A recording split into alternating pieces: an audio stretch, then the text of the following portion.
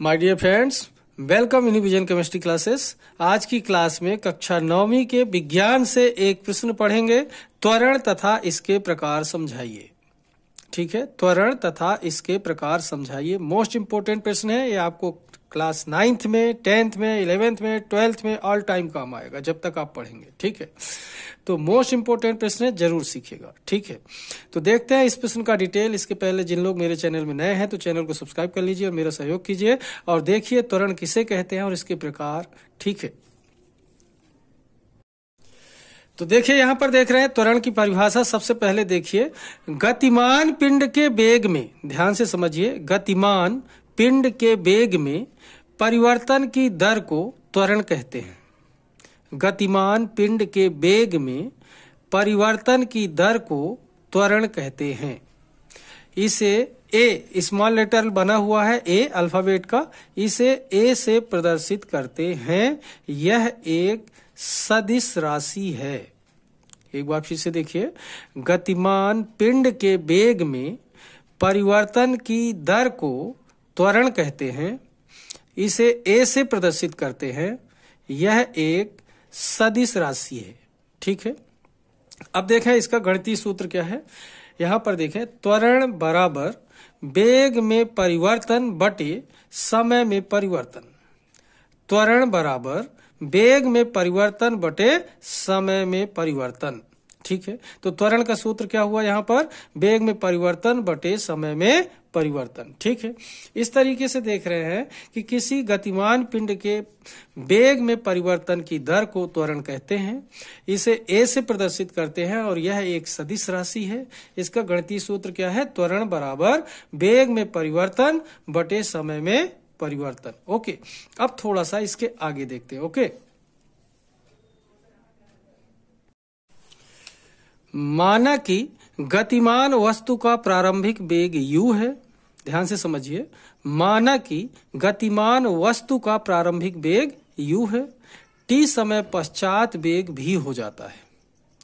माना कि गतिमान वस्तु का प्रारंभिक वेग u है, t समय पश्चात वेग v हो जाता है। अतः त्वरण a बराबर अंतिम वेग v माइनस ऋण लगा हुआ, ध्यान देंगे, त्वरण a बराबर अंतिम वेग v माइनस प्रारंभिक वेग u बटे समय अंतराल t। ओके, या फिर लिख सकते हैं केवल संकेत के माध्यम से, a बराबर v minus u upon t। v क्या है, अंतिम वेग, u क्या है, प्रारंभिक वेग, t क्या है, समय। ठीक है, a क्या है, त्वरण। तो इस तरीके से देख रहे हैं, त्वरण a बराबर अंतिम वेग v माइनस प्रारंभिक वेग u अपॉन t। तो मतलब a बराबर v minus u upon t हुआ, इसका सूत्र, गणितीय सूत्र हुआ। ठीक है, तो इस तरीके से देखा आपने कि माना कि गतिमान वस्तु का प्रारंभिक वेग u है, t समय पश्चात वेग v हो जाता है। अतः त्वरण a बराबर अंतिम वेग माइनस प्रारंभिक वेग u, अंतिम वेग v माइनस प्रारंभिक वेग u अपॉन बटे समय अंतराल t, या a बराबर v minus u upon t। Okay, आगे देखते हैं, इसके वीडियो में बने रहिए।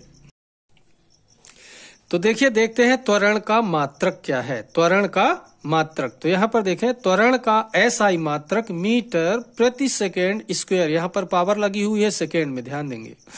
तो त्वरण का SI मात्रक मीटर प्रति सेकेंड स्क्वायर है, या फिर कह सकते हैं मीटर इंटू सेकेंड, ऊपर ले जाएंगे अगर तो -2 की पावर हो जाएगी, तो मीटर इंटू सेकेंड -2 स्क्वायर है, लिख सकते हैं इसको। ठीक है, या संकेत के रूप में लिखें तो मीटर पर सेकेंड स्क्वायर या मीटर इंटू सेकेंड -2। ओके, लिख सकते हैं। ठीक है, तो ये ऐसा ही मात्रक क्या हुआ इसका, मीटर पर सेकेंड स्क्वायर या मीटर इंटू सेकेंड -2 की पावर लिख सकते हैं, या संकेत के रूप में मीटर पर सेकेंड स्क्वायर या मीटर इंटू सेकेंड -2 की पावर लिख सकते हैं। ठीक है, तो ये त्वरण का ऐसा ही मात्रक हुआ। ठीक है, ध्यान देंगे। अब देखते हैं त्वरण के प्रकार के बारे में। तो देखिए त्वरण के प्रकार। त्वरण होता है दो प्रकार का। प्रॉपरली कितने प्रकार का होता है? दो प्रकार का। एक होता है एक समान त्वरण और दूसरा होता है असमान त्वरण। तो पहले देखते हैं एक समान त्वरण क्या होता है। तो ध्यान से समझिए, जब वस्तु के वेग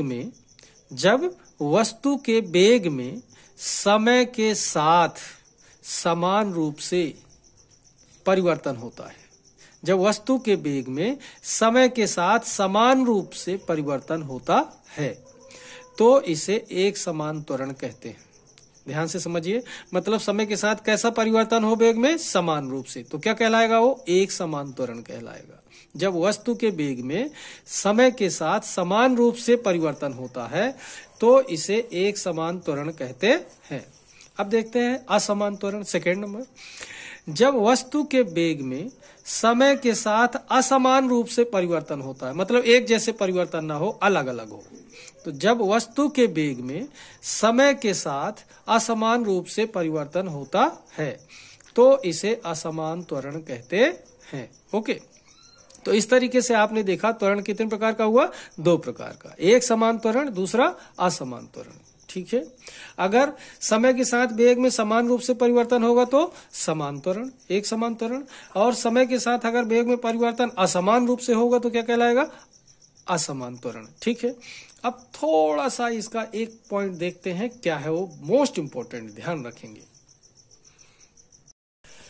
तो देखिए इंपॉर्टेंट बात क्या है यहाँ पर। जब वस्तु का वेग समय के साथ घटता है, जब वस्तु का वेग समय के साथ घटता है, जब वस्तु का वेग समय के साथ घटता है तो इसे वस्तु का ऋणात्मक त्वरण कहते हैं तथा इसे अवमंदन या मंदन कहा जाता है। अगर क्वेश्चन आता है अवमंदन या मंदन किसे कहते हैं, तो वस्तु के ऋणात्मक त्वरण को क्या कहते हैं? अवमंदन या मंदन कहते हैं। एक बार फिर से देखिए, जब वस्तु का वेग समय के साथ घटता है तो इसे वस्तु का ऋणात्मक त्वरण कहते हैं तथा इसे अवमंदन या मंदन कहा जाता है। ओके, तो देखें आप लोग, त्वरण मोस्ट इंपोर्टेंट क्वेश्चन है। आज की क्लास को मैं यहीं पर बंद करूंगा। आप लोग वीडियो के माध्यम से त्वरण और इसके प्रकार सीखिए, त्वरण का मात्रक सीखिए, त्वरण कौन सी राशि है सीखिए। और जिन लोग मेरे चैनल में नए हैं तो चैनल को जरूर सब्सक्राइब कर लीजिए और मेरा सहयोग कीजिए। तब तक के लिए धन्यवाद। जय हिंद, जय भारत।